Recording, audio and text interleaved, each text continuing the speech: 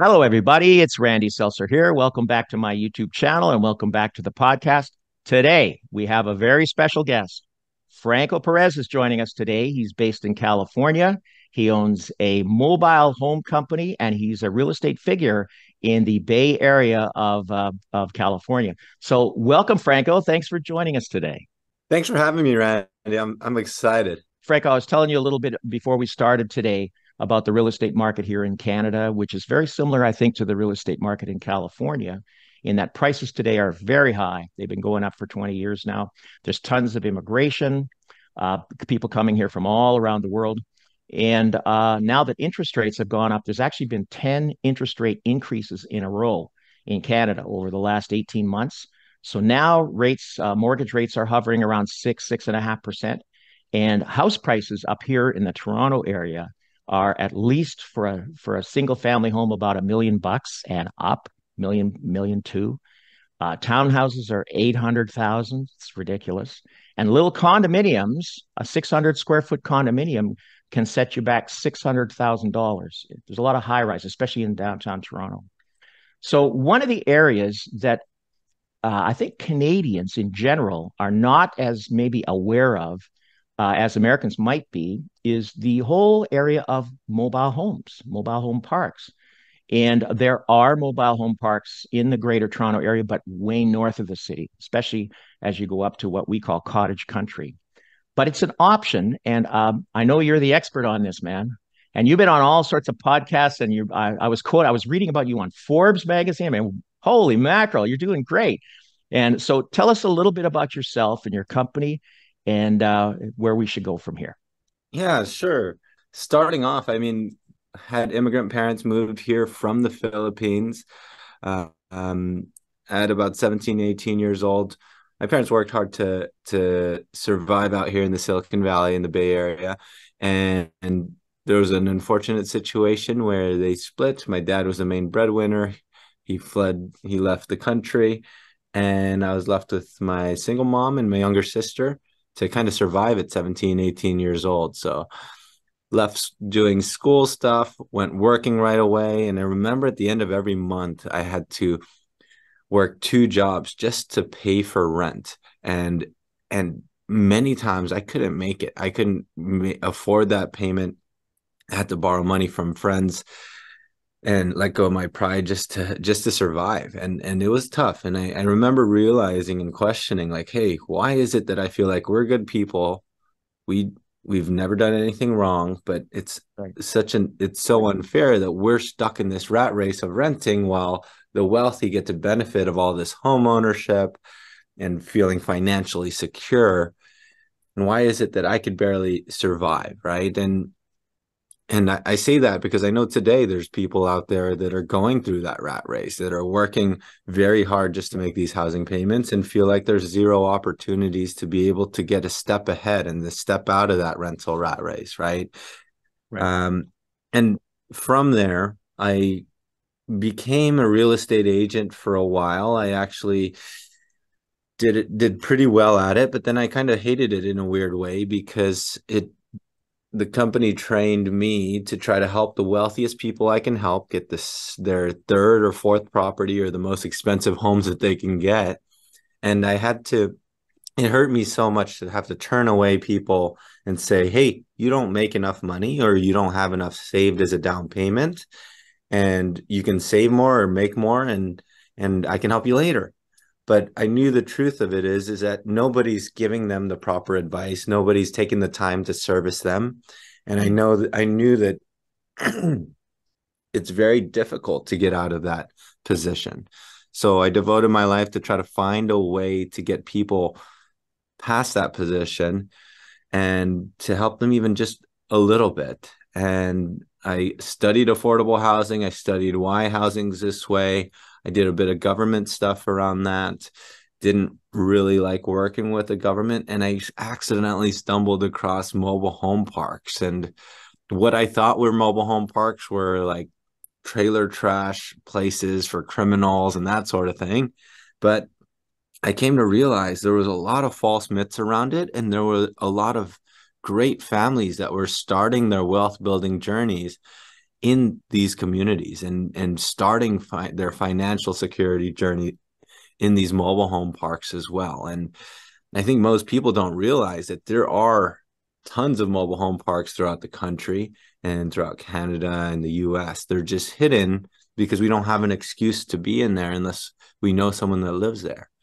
Hmm. So built a business around getting people out of the rental rat race into mobile home ownership, and then help people sell their mobile homes into real estate ownership. And it became a perfect stepping stone for people to get out of that rat race that couldn't afford real estate yet, but they can afford mobile homes and then go into real estate. And today, in the last 2.5 years, we're now building and converting a lot of old trailer-like homes into massive 2,000 square foot, 3-bedroom, 2-bath homes with 12-foot high ceilings, with quartz countertops, with stainless steel appliances, and just as beautiful as we can make them, and really pushing those stigmas and building them to as beautiful as we could be. And that's where we're at today.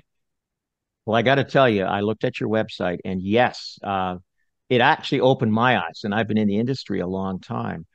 Yes, people have a stereotypical view of trailer parks, right? It's somewhere in Alabama or in rural Canada somewhere, where maybe the economics are not so great. But that's not true. It's a myth in many ways. And some of the ones that are on your site, man, are just unbelievable. Like you say, 2,000 square feet, with high ceilings, quartz countertops. I mean, what's not to like about that? So you are a builder as well as a realtor, as well as a real estate figure, an influencer. And what would be the first thing you would tell somebody who came in to talk to you about the option of perhaps considering a trailer, or a mobile home park, a mobile home to get started? What Yeah, advice would I, you I give them? think what's important to understand first is the scope of kind of where real estate is, and how what the problem is in many metro areas. And I know you mentioned we're in the Bay Area, but we do a lot of work in like Southern California, Austin, Atlanta, and basically a lot of metro areas. I also did some stuff in Vancouver as well, but a lot of these metro areas are having a big difficulty of a wealth gap when it comes to home ownership. So the what's happening is, I'll explain kind of the Silicon Valley area. And now our area might be much higher in dollar amount, but the ratios are typically the same nature in all of these metro cities. But in our area, the 2-bedroom, 2-bath apartment rents for about $3,400 a month, which You're is more very than high us. already. You're more than us because we're up at Yeah. downtown around 3,000. So that's actually more than Toronto. And Toronto is the most, Yeah. well, second most expensive place. Vancouver is actually more expensive Mhm. than Toronto. But I digress. Sorry to Yeah. interrupt you there. So no, it's not. It's fine. And I guess, and I want to express that these numbers, even though it's high, it could be half in another market as well, right? So, but Right. in our area, it's $3,400 a month for a 2-bedroom apartment in San Jose, and then to purchase a middle range average single family home is $1.5 million, right? And Wow. unfortunately, this big gap, how do you ever dream of owning a piece of real estate when it's so difficult to purchase at that high amount, right? If I wanted to put 10% down, that would be about $150,000, and that would be about an $8,000 monthly payment with insurance and all the stuff Who can involved. afford that? 8,000 a month. Who can afford it?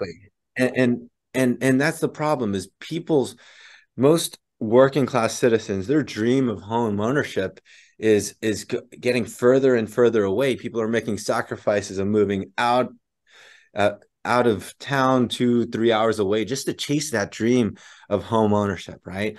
Now, what's beautiful about mobile homes is that it's a perfect blend of both, and it's a perfect stepping stone in between, because you you get a lot of the ownership benefits with home ownership. You get appreciation, you get tax benefits, you get to leverage a loan to build up your net worth.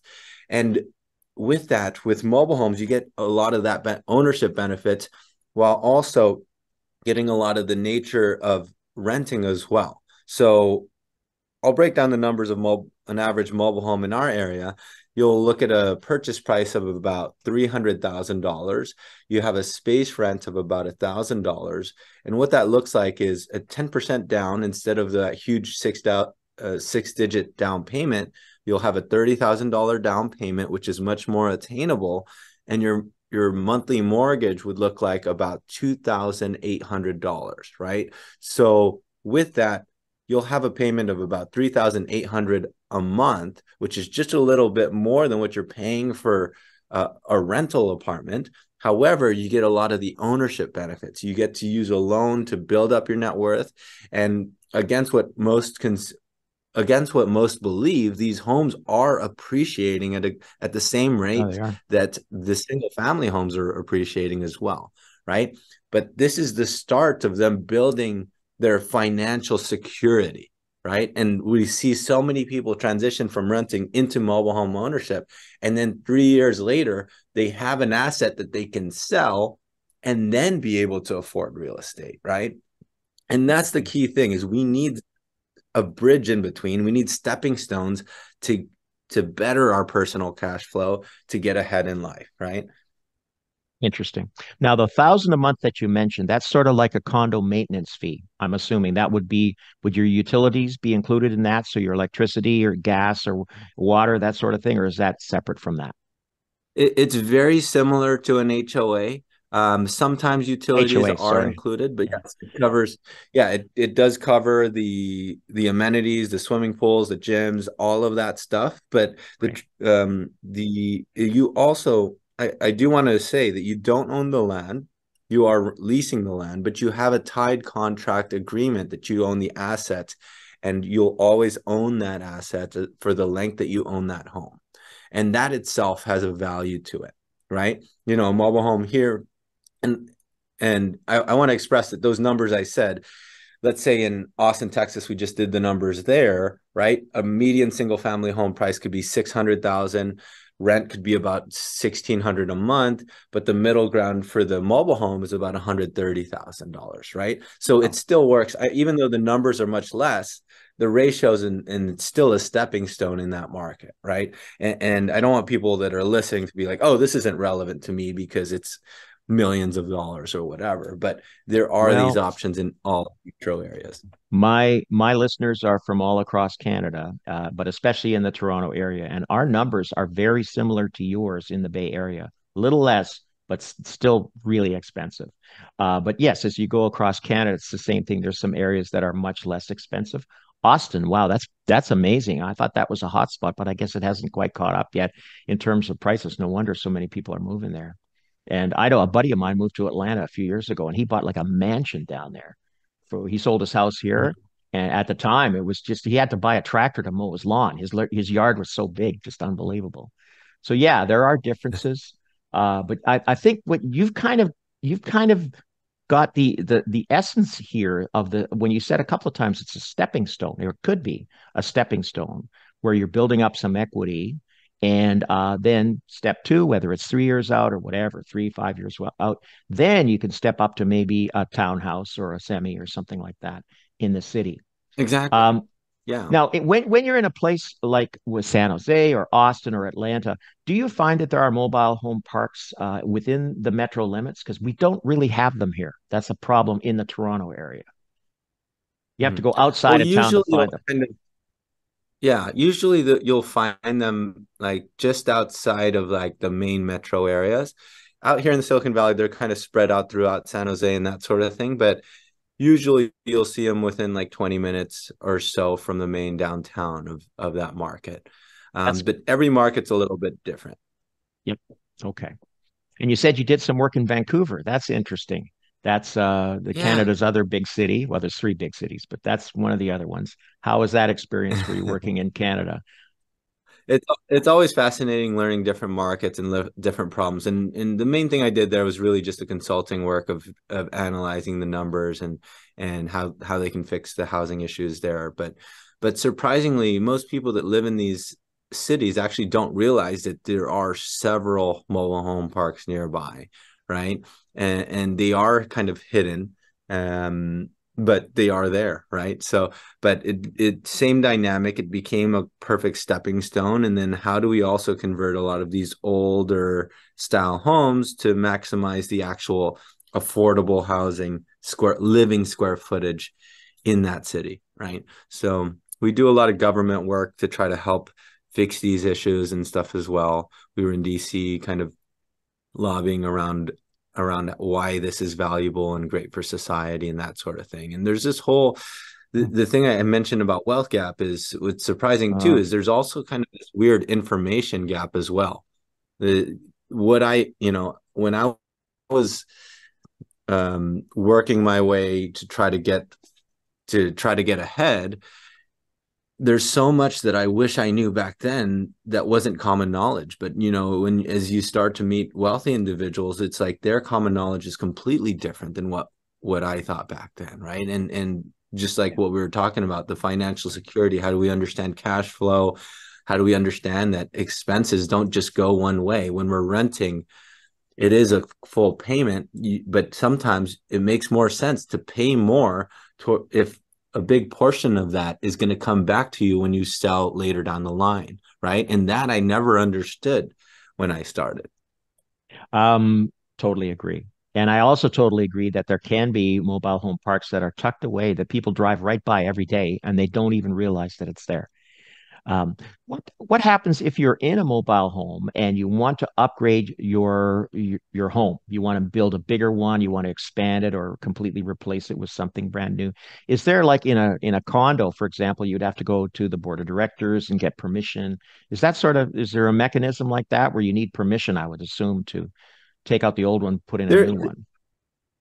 yeah, it's not as complicated as like these HOAs or boards or that sort of thing, but there are kind of state regulations, but they aren't as strict as you might think. It's always an upgrade to be able to replace an old one with a new one. And what's beautiful about it is that it becomes a benefit for several different parties. It becomes a benefit for the homeowner that's replacing their old one to a new one. It becomes a benefit to the park owner as well because they love having nicer, higher quality homes in their community. And it's also great for the neighbors because it builds up the appreciation value of their homes as well. Kind of like when people develop in near, if your neighbor has a home that can sell for much more, it just naturally builds up the value of your neighbors as well, right?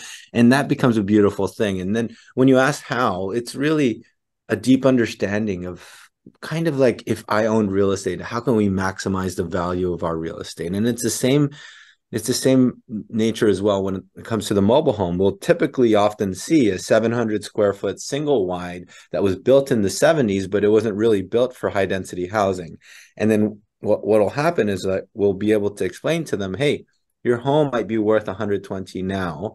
However, if you replace this home with a new home, that would cost about $250,000. But guess what? Your future sale value, your your new ARV of your home is now worth $400,000 when you sell later down the line.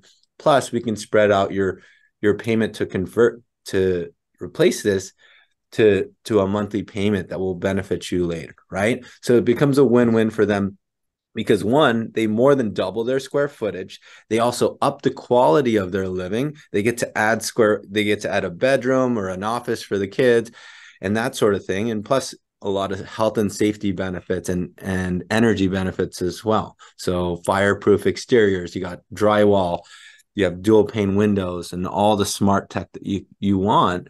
Um, and basically up their living and be able to help them haven't build up the asset that they have, which a lot of people don't realize that owning a mobile home you can build up that asset and invest in it to make it worth more as well.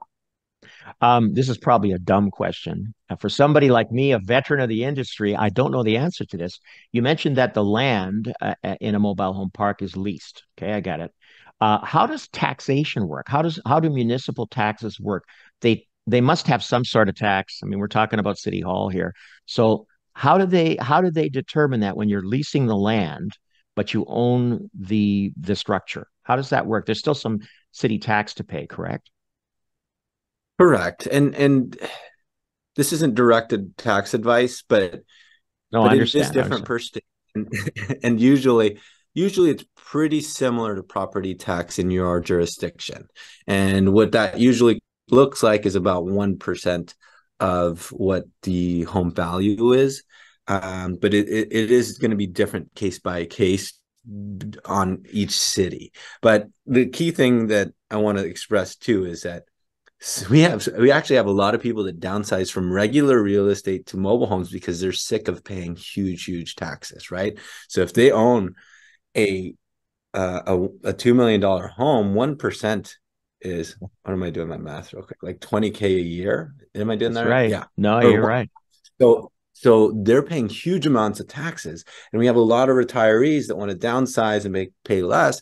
Whereas like here, the average tax would be about $3,000 a year, right?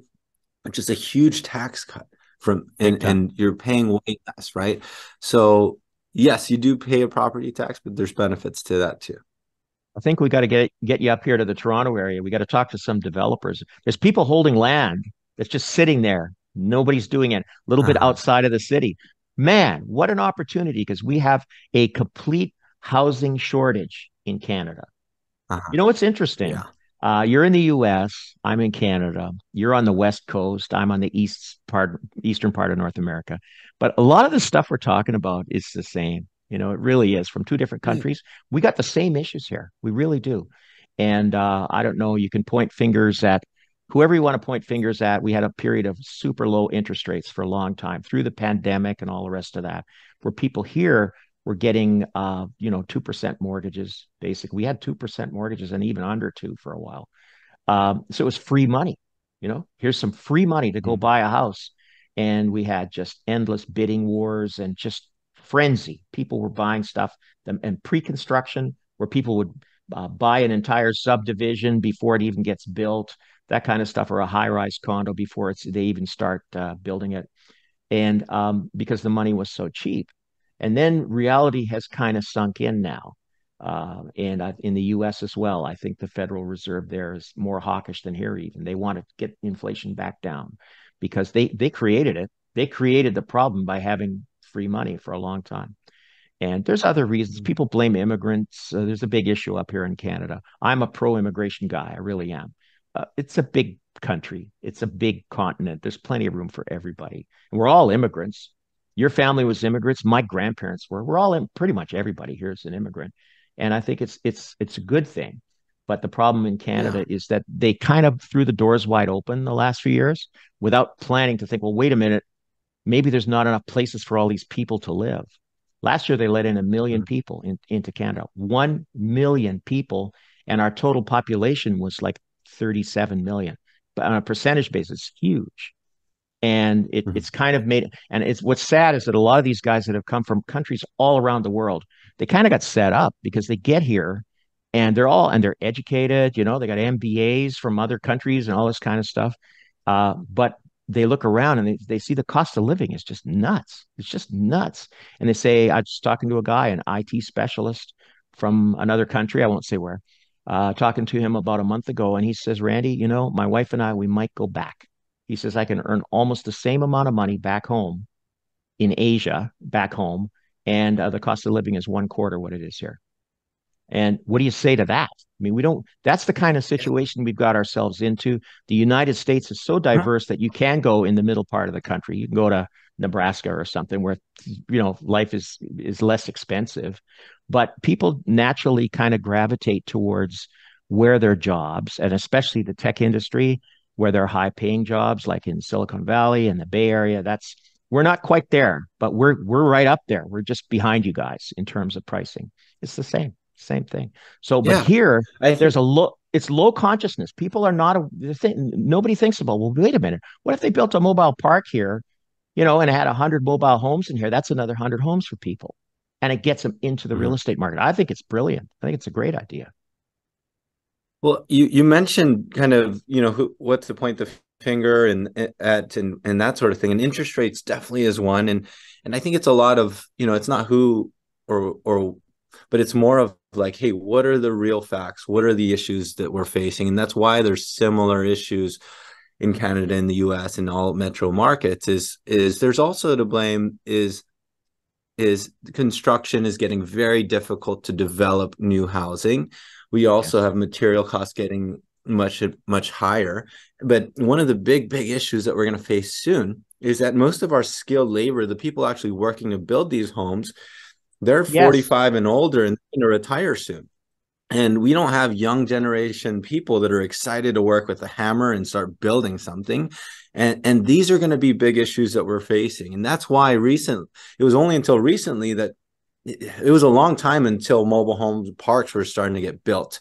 And now in recent times, we're starting to see that. And there's this whole analogy I like to say is that, it's very cars originally were only really built for the rich and wealthy to afford. And it was only until we were able to build these in factories on assembly lines at a process streamlined fashion that we made it affordable and accessible to everybody. And that's Mm. exactly what we're doing with mobile homes. We're getting material at the lowest cost possible. We're building these on an assembly line in a factory at a fast rate and keeping quality very high. And then the end product ends up becoming a much more affordable home and a quality home. And this is not something that's like a prototype for the future. It's something that's being built right now at thousands at the thousands in our country. And if we don't fix the housing issue now, it's only gonna get worse. And that's the sad truth, but people don't Yes. realize how bad of a problem it is. And and it becomes a perfect use case because we're able to maximize the skilled labor that we have, and we're able to keep the cost of building these homes more affordable as well. Because in many markets, I believe in Vancouver, to build a single family home averaged about, just construction alone was about $500,000, whereas we were able to do the math, and to build a mobile home in that area, the cost of construction was about $110,000, right? So it becomes a perfect win Interesting. for a lot of these areas. And when we build them in factories, everything we own is built in factories to be able to streamline the cost. Our phones, our laptops, our cars. But housing has been built the same for over 100 years, and we need to better that process. Well, I know something you just said a minute ago is so true. Try to find a 25-year-old bricklayer who wants to be a bricklayer for the rest of his life, his or her life. Try to find that person. They're hard to find. The skilled trades, there's a shortage. It's the same thing. We are exactly the same. And so we get people coming over, a lot of people from Europe who know how to lay bricks, or they're electricians or plumbers or whatever. But that's a sad truth that most people today, especially younger people, they'd rather be in a white collar job. They'd rather be on TikTok or something. You know what I mean? Sorry. But Mhm. it is the sad truth right now. And yes, there is a shortage of skilled trades. Absolutely, man. So I like what you're doing. I really do. And if you're ever up in Toronto, don't come in the winter though. You'd regret it. Believe me. It's like Detroit or Chicago. Very cold. But if you're ever up here, look me up, man. And I think you have a great idea there. And I think it's timely because I can see, like I said, even though we're on different countries, different sides of the continent, we have the same problems. There's a huge affordability gap there. And young people, especially, I worry about because what are they going to do? When you need $200,000 down payment, even if you get gifted that by your parents, let's say, you still can't qualify for the mortgage at today's rates. It's not going to work. So I think what you've got something here that could be a perfect solution for many people. Now we just have to convince landowners or people who own property just outside of the metro area that this would be a great idea as an investment to provide that land to create a mobile home park. Why not? Why not? I think it's a great idea. So there you go. Any other words of wisdom? Franco, it's a pleasure talking to you, man. Yeah. It was amazing talking to you too. I think with that, we talk a lot about the quality of these homes. I think people listening on a podcast can actually see it visually. I do urge people to kind of see um, I guess that's part why our YouTube channel does really well as well, because people are like shocked that these are what mobile homes look like. But definitely try to see the level of quality, because these factories work so hard and our team does a great job of really beautifying what mobile homes are perceived. And we face a lot of these bad stigmas because of what movies portray and that sort of thing. But we have to actually Yeah. take in real information, and we love showing the world what it actually looks like on our YouTube channel. So, but I urge people to kind of see that Well, actually visually. I'm going to put links to your website and to your YouTube and to your Instagram, which is phenomenal. I'll put links to all of those underneath the video and also in the podcast as well. So thank you, Franco. It's been a pleasure talking to you, man. You're welcome to come back anytime on my podcast and have a great day. Thank you for all your great ideas. I think it's sort of an eye-opener moment for a lot of people who are going to watch this and listen to this, that hey, wait a minute. There is an alternative out there that's not being properly developed. We should be doing this. And who knows, maybe we'll see you up here sometime developing and building, helping to build a new park. That would be great. Although you're probably too busy to do that now. It sounds like that business is good. So that's Well, fantastic. I don't believe in I don't ever believe in being too busy.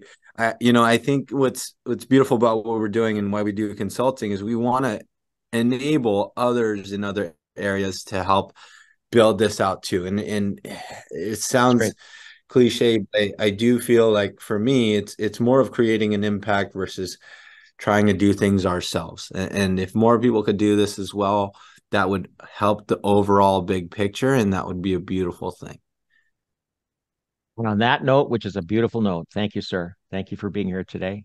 Have a great day. We'll see you again soon.